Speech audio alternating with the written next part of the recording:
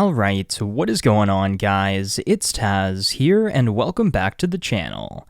It's a new year for Destiny 2 content, and with that has come a brand new expansion, complete with a full legendary campaign experience, a new destination, new weapons and armor, new strikes and side quests, and of course a brand new raid.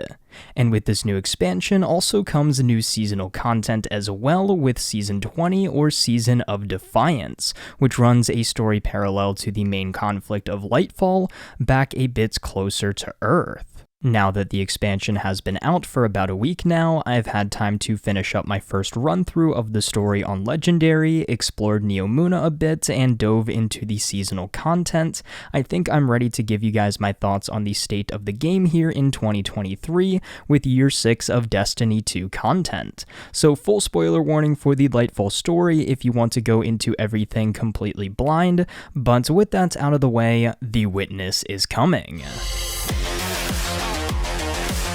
Kicking things off here, it's a new year, but quite honestly the same old Destiny. If you played during the Witch Queen, the content loop remains mostly the same. Your power level will start at 1600 whenever you hop into Lightfall. Play any content in the game to increase that power level to the soft cap, which has been raised to 1750.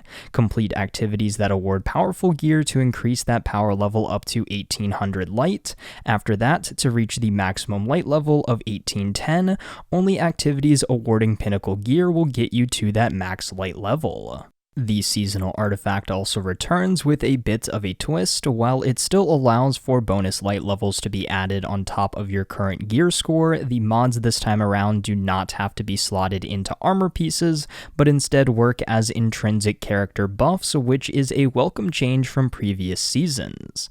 Speaking of mods, the core mod system for armor pieces has been completely overhauled as well, and simplified, which is a welcome change, especially for someone who felt somewhat overwhelmed by the old system. Lightfall did also introduce Guardian ranks, which act as our account level, and at the moment they are okay, I guess. However, they will always reset back down to rank 6 at the end of each season, which is unfortunate as I'm not a big fan of levels that reset, but we will have to wait and see how that goes in the long run. Moving into the big stuff here, the Lightfall campaign, Neptune and the city of Neomuna, our new destination, as well as the brand new Darkness subclass with everyone's little green friend we call Strand.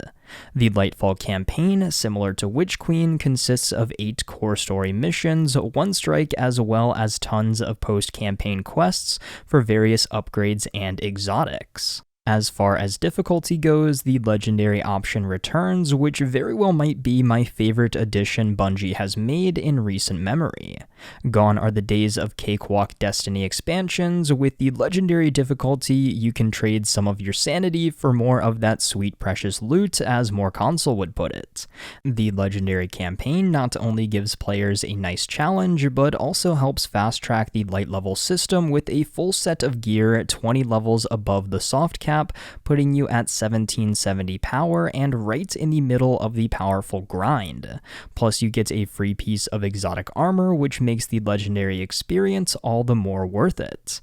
I played through the full Lightfall story solo on legendary, and as someone who also did the Witch Queen campaign solo legendary, I'm definitely glad I did it, even if I did take advantage of a little cheese here and there. It gives the right mix of challenge and reward. It is difficult but not overly infuriating, so if you have a decent enough set of gear, I would say definitely go give it a try.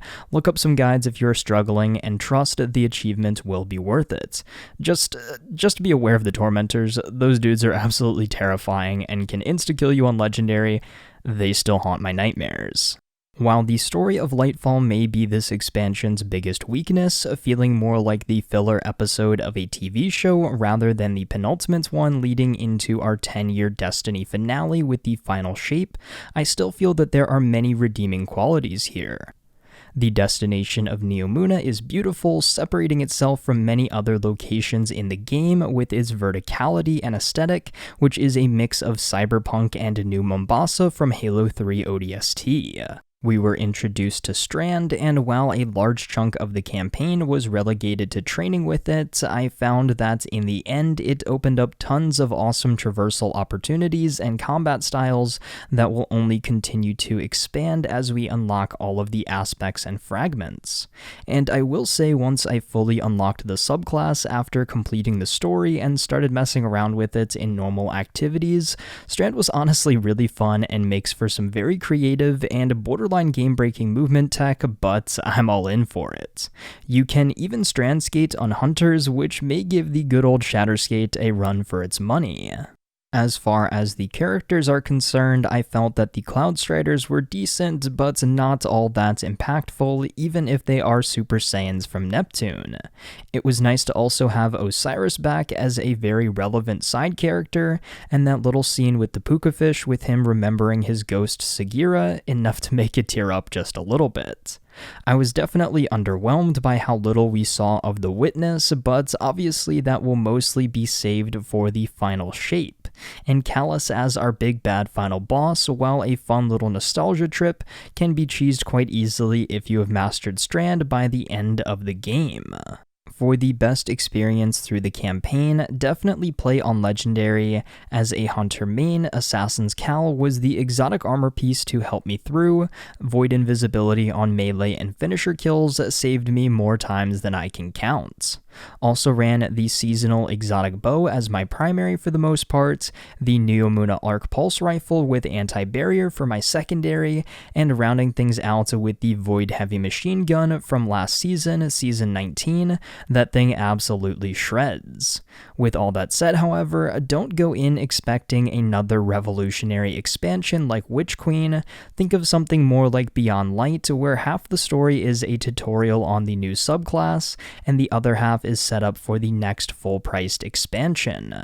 Overall, guys, unless you're like me and only touch grass to go to the gym and work, or are just a hardcore Destiny fan, I would honestly recommend holding off for a little bit and just waiting for a sale. While the game definitely still holds up visually, performance-wise, and gameplay-wise, there's just not enough freshness to really justify paying the price of a full game just for an expansion. I do feel like a lot of people are being a little too harsh on the story, saying it's as bland and lifeless as something like Curse of Osiris or Warmind, or even vanilla D1. Definitely wouldn't go quite that far. I did have a fun time with this expansion. Strand is a welcome addition to our Darkness subclasses. I'm excited to dive into all of the post-main story and seasonal quests, and things will only get better the deeper we get into this year of content. The Deluxe Edition would definitely give you the best value, but unless you are someone who is a veteran of the series and just loves grinding all they can and diving deep into the lore, I would have to suggest just waiting a little longer. Even I almost didn't pre-order Lightfall, waiting until less than 24 hours before the launch to finally pull the trigger. All in all, I am satisfied with yet another piece of the Destiny puzzle, and as always, the soundtrack is full of absolute bangers as well. Bungie never disappoints with the music. So with that said, guys, Destiny 2 is still simultaneously the best and worst game I've ever played. Bungie really does have something special here, and I want to know what you guys thought about all of this down there in the comments below. Have you jumped into Lightfall yet? If so, what did you think? If not, has this convinced you to grab it, or are you still going to hold off a bit longer? And what the heck is the Veil? I want to know your thoughts on all of this down there in the comments below. Red Death finale video coming up next, but until next time, guys, it's been Tazz, and I'll see you guys in the next video.